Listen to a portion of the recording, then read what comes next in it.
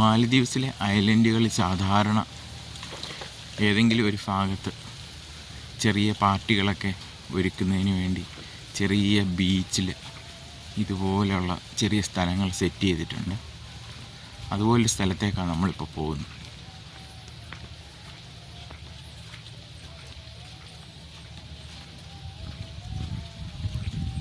അതുപോലെ ഇവിടെ ഇരിക്കാനുള്ള ഇരിപ്പിടങ്ങളൊക്കെ ഉണ്ട്.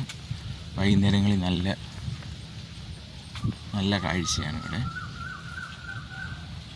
അതുപോലെ ബാർബിക്യൂ ചെയ്യാനും ആളുകൾക്ക് ഇരുന്ന് ഭക്ഷണം കഴിക്കാനൊക്കെ ഉള്ളൊരു ഇടവും തയ്യാറാക്കിയിട്ടുണ്ട് ഇവിടെ.